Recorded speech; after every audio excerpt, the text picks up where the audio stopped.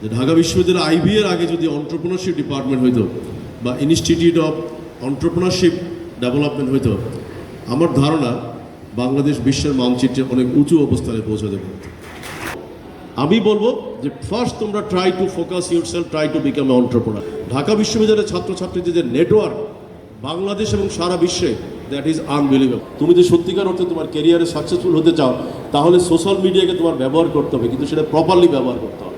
তোমাকে target fix করতে হবে, তোমাকে ফোকাস ঠিক করতে হবে। সো আমি সুমন ভাই আপনাকে ইনভাইট করছি এসে একটু কথা বলার জন্য। Thank you. সবাই একটু হাততালি।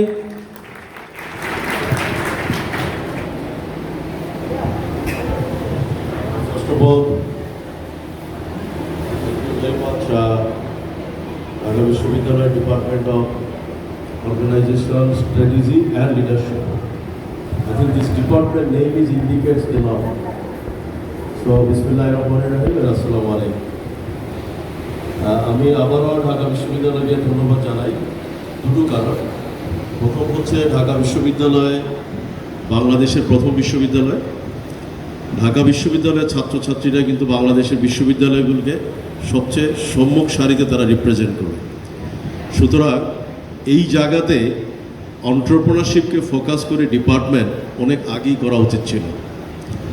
আমি মনে করি ঢাকা বিশ্ববিদ্যালয় IBA is one of the proud organisation, no doubt. But আমার কেন জানি মনে হয় যে ঢাকা বিশ্ববিদ্যালয় আইবি এর আগে যদি এন্টারপ্রেনারশিপ ডিপার্টমেন্ট হইতো বা ইনস্টিটিউট অফ এন্টারপ্রেনারশিপ ডেভেলপমেন্ট হইতো, আমার ধারণা বাংলাদেশ বিশ্বের মানচিত্রে অনেক উঁচু অবস্থানে পৌঁছাতে পারত। তো সুতরাং আমি কথা না বলে আমার কাছে মনে হয় আমি একটু ইন্টারেক্ট করি। তো প্রথম ইন্টারেক্টটা আমি একটু করতে চাই সোহাগকে দিয়ে। সোহাগ একটু যদি একটু এখানে আসে। আমি সোহাগকে দিয়ে এই কারণে করছি, আমি যখন ঢাকা চেম্বারের প্রেসিডেন্ট ছিলাম, তখন আমি জানি না, তোমাদের অনেকেই হয়তো জানার কথা না, আমি 2000 উদ্যোক্তা তৈরি করার জন্য একটা প্রজেক্ট নিয়েছিলাম। সেই প্রজেক্টের অংশ হিসাবে আমি ঢাকা বিশ্ববিদ্যালয়ে বেশ কয়েকটা সেমিনার অর্গানাইজ করি। সেই সেমিনার থেকে অনেক উৎসাহী যারা উদ্যোক্তা হতে চায় তাদের একজন কিন্তু ছিল সোহাগ। তো আমি কেন সোহাগকে এখানে নিয়ে আসলাম, উদাহরণটা তোমাদেরকে দিচ্ছি। আমি কিন্তু সোহাগকে দেখতে চেয়েছিলাম একজন উদ্যোক্তা হিসাবে, এবং আমার I give lot of times to Sohag. But একটা কথা আমি এখনও বলি, তোমাদের ভিতরে যে উদ্যোক্তা হওয়ার মানসিকতা থাকে, যদি কোনো কারণে তুমি উদ্যোক্তা হইতে না পারো, তাহলে you will become the one of the best professional people in that company. That's the indication of the Sohag. সে কিন্তু উদ্যোক্তা হতে পারে নাই, কিন্তু সে তার গ্রুপে কিন্তু এখন টপ কন্ট্রিবিউটর। যে তোমাদের ভিতরে লেটস ট্রাই, ফার্স্ট তোমরা ফোকাস করো, টার্গেটটা ফিক্স করো, টাইমটা ইম্পর্টেন্ট। মানুষের জীবনে বারবার আমি সবসময় বলি, ভাঙ্গা ক্যাসেটের মতো, সব কিছু ফেরত আসবে, টাইম আর ফেরত আসবে, টাকা ফেরত আসবে, সম্মান গেলে সম্মান ফেরত আসবে, কিন্তু সময় কোনো দিন আর ফেরত আসবে না। দ্যাটস ওয়াই আমি ফার্স্টই বলবো যে তোমরা সিদ্ধান্তটা আজকে নিয়ে নাও। একটু আগে সম্ভবত রাশেদ সাহেব হাত তুলে বলেছে, আমি আবারও বলবো, তোমাদের ভিতরে এখনও একটু আবারও হাত তোলো যে কারা সিদ্ধান্ত নিতে পারো যে হ্যাঁ আমি আগে চেষ্টা করি উদ্যোক্তা হওয়ার জন্য। এমন কে কে আছে একটু হাত তুলবে? খুবই কম। আমি কিন্তু সিদ্ধান্ত নিয়েছিলাম যে আমি প্রথম উদ্যোক্তা হব, যদি আমি ফেল করি দেন আমি চাকরিতে যাব। কিন্তু তোমাদের প্রবলেমটা হচ্ছে তোমরা আগে চিন্তা করো চাকরিতে যাব, না পারলে আমরা চিন্তা করবো উদ্যোক্তা হওয়া যায় কিনা। নো, আমি বলবো যে ফার্স্ট তোমরা try to focus yourself, try to become entrepreneur. কেন? এখন আমার বাবা মাও আমাকে বলেছিল, তুমি যদি উদ্যোক্তা হতে গিয়ে ফেল করো, আমার বয়স তখন 24, তো তোমার তো 27 বছর, 3 বছরের ভিতরে তুমি বিসিএস ক্যাডারে ঢুকতে পারবে না, তুমি বাইরে গেলে তুমি বাইরে পড়তে পারবে না।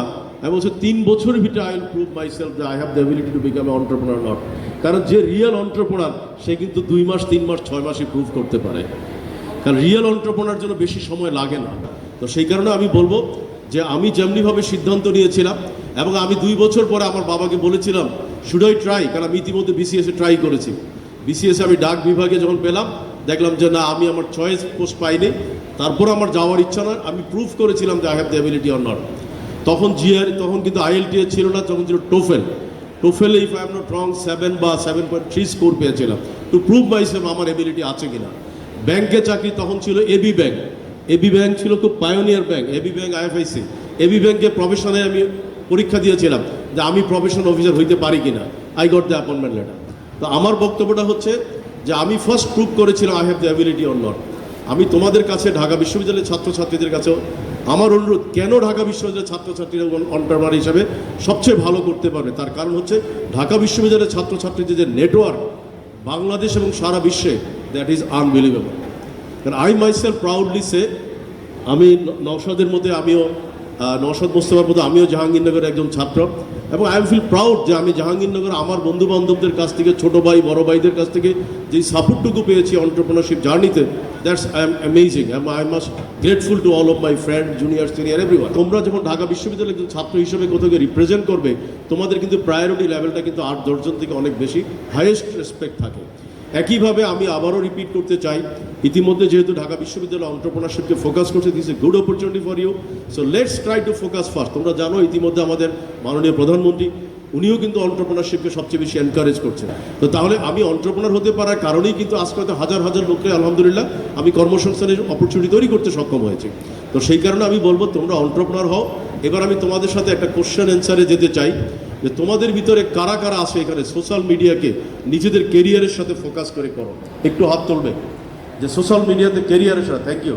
একটু যদি আসো, আমার মনে যে দুইজন, একটু তিনজন যদি একটু মাইক্রোফোনটা নাও, আমি তাহলে তোমাদেরকে দিয়ে আমি আজকে সেশনটা শেষ করতে চাচ্ছি। একটু আসো যে তোমরা যারা কেরিয়ারের সাথে ফোকাস করে, যে আমার মনে মেয়েদেরই হাত তুলতে বেশি দেখলাম, একটু সামনে আসো যে তোমরা যে কেরিয়ারের সাথে সম্পর্কিত করে সোশ্যাল মিডিয়াকে ব্যবহার করছো, দ্যাটস দ্য রাইট পয়েন্ট। একজন একটু বলবে যে কিভাবে তুমি করো। কিন্তু আমি আমার ফেসবুকে একটা আলাদা আইডিয়া আছে, যেটাতে আমি আমার যেদিকে আর কি ফিউচারে যাওয়ার ইচ্ছা সেই সব গ্রুপগুলোতে আমি কানেক্টেড থাকি, তো ইনফরমেশনগুলো ওইখান থেকে পাই।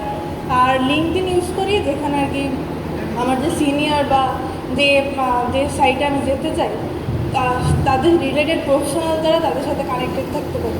এই কারণে এই দুইটা প্ল্যাটফর্ম আমি ইউজ করি। Thank you. আমার মনে হয় অন্য যারা হাত তুলছো তোমাদের ভিতরে কেউ আসো, তোমরা অনেকগুলো সাইট ব্লক করে দিয়েছো যেগুলো তোমাদেরকে বিব্রত করে। তো যেমনি হবে ও বললো যে অনেকগুলো গ্রুপ যেগুলো তার কেরিয়ারের সাথে সম্পর্কিত, এই জায়গাতে কিন্তু তোমাদেরকে মাথায় রাখতে হবে যে তুমি যদি সত্যিকার অর্থে একজন ভালো উদ্যোক্তা হতে চাও, তুমি যদি সত্যিকার অর্থে তোমার কেরিয়ারে সাকসেসফুল হতে চাও, তাহলে সোশ্যাল মিডিয়াকে তোমার ব্যবহার করতে হবে, কিন্তু সেটা প্রপারলি ব্যবহার করতে হবে।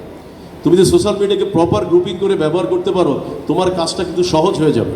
তুমি সোশ্যাল মিডিয়ার কোনো কন্টেন্ট, তুমি মনে করো যে ও যেমনিভাবে বলে একটা গ্রুপে, এখন ও যদি টার্গেট করে যে আমি বিসিএসে আমি যেতে চাই, আমি দেশের বাইরে যেতে চাই, আমি হয়তো XYZ কোম্পানিতে একটা টপ পজিশনে যেতে চাই, সে ওই কোম্পানি গ্রুপের মেম্বার হবে, ওই কোম্পানি সম্পর্কে ভালো জানবে।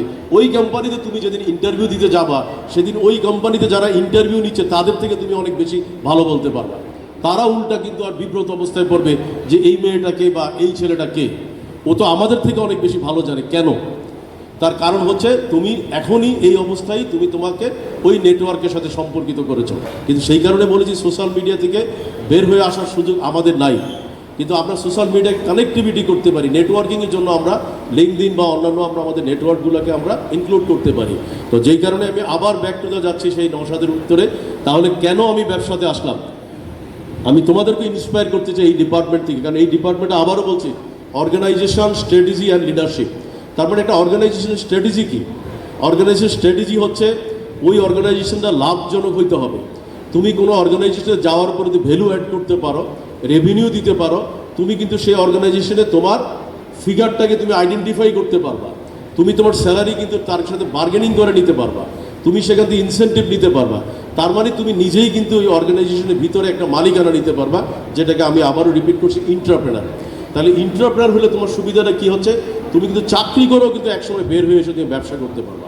তো সেই কারণে আমরা বারবার একটা কথাই বলতে চাই যে তোমাদের প্রতি আমার একটা বিনীত অনুরোধ, এই ডিপার্টমেন্টের যে আদর্শ, যে উদ্দেশ্য, তোমরা আগে মাইন্ডসেটটা পরিবর্তন করো। প্রথম আমাদের প্রয়োজন হচ্ছে মাইন্ডসেট, কারণ আমরা মাইন্ডসেটটা দিয়ে বিপদে পড়ে যাই। কারণ আমি যদি আমার গোল ঠিক করতে না পারি, যেমনিভাবে আমি একটু আগেই বললাম, ঠিক একইভাবে জীবনের গোল কেন থাকবে না।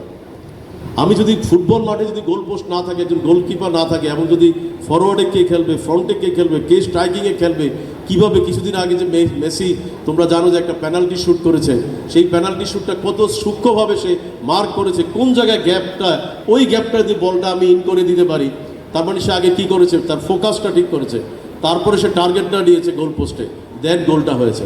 তারপরে আমরা আমাদের জীবনে কেন এই টার্গেটটা আমরা সেট করি না? একজন এন্টারপ্রেনার হতে গেলে, একজন ব্যক্তি সাকসেসফুল হতে গেলে, তুমি তোমার সোশ্যাল মিডিয়া, তুমি তোমার চলার পথ, তুমি আজকে যেমন তুমি আজকে থেকেও যদি শুরু করো তাহলেও তুমি সাকসেসফুল হবা। যে তুমি ঢাকা বিশ্ববিদ্যালয়ের বন্ধু হিসেবে তুমি তোমার বন্ধুদের সাথে শেয়ার করো তোমার কেরিয়ার নিয়ে। তোমরা টিএসসিতে আড্ডা দিচ্ছ, বিভিন্ন জায়গায় আড্ডা দিচ্ছ, তোমরা কেরিয়ার নিয়ে আড্ডা দাও। তোমার কাছে একটা মাইক্রোফোন থাকলে, একটা মোবাইল থাকলে, আর এখন তো মোবাইলের ভিতরে মাইক্রোফোন আছে, তুমি রাস্তায় বসে তুমি পডকাস্ট করতে পারো, তুমি রাস্তায় বসে তুমি তোমার ভিশন নিয়ে কথা বলতে পারো, রাস্তায় বসে তুমি তোমার আইডিওলজি নিয়ে তুমি কথা বলতে পারো, রাস্তায় বসে তুমি যেই কেরিয়ার ফোকাস করছো সেই কেরিয়ার নিয়ে কথা বলতে পারো। তুমি অন্টারপ্রেনারশিপে যদি কোনো টার্গেট করে থাকো সেখানে তুমি অন্টারপ্রেনারশিপের ব্রিজিং তৈরি করতে পারো।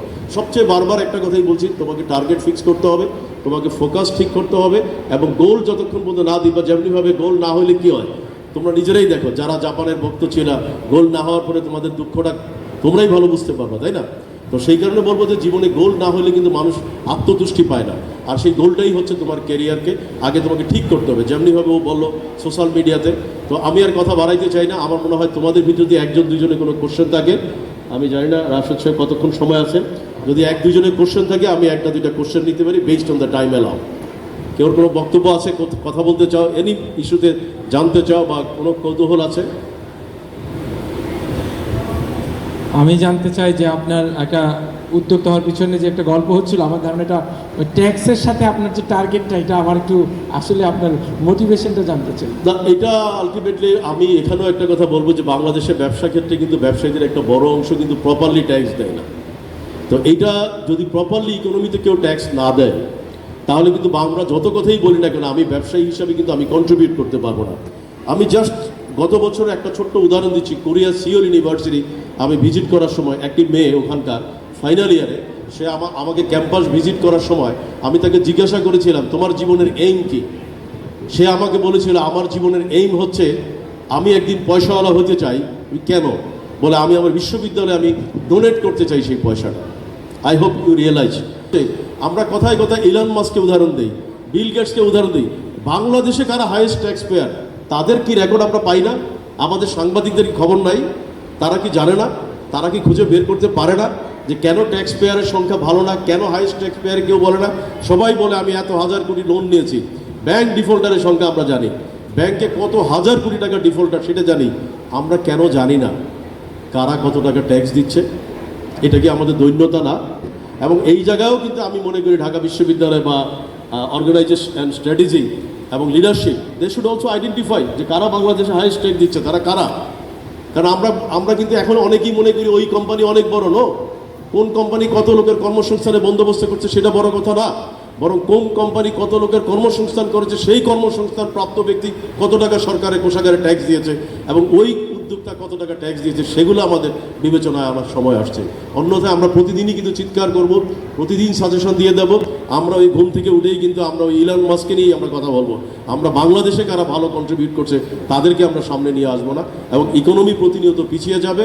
খারাপ লোকগুলো সামনে আসবে, ভালো লোকগুলো আস্তে আস্তে হতাশাগ্রস্ত হয়ে একটা সময় দেশ ছেড়ে তারা অন্য দেশে চলে যাবে। I hope I am trying my best to cover up. আমার মনে হয় আমরা সবাই একটু ভাইয়ার জন্য একটা হাততালি। Thank you. সবাই ভালো থাকেন।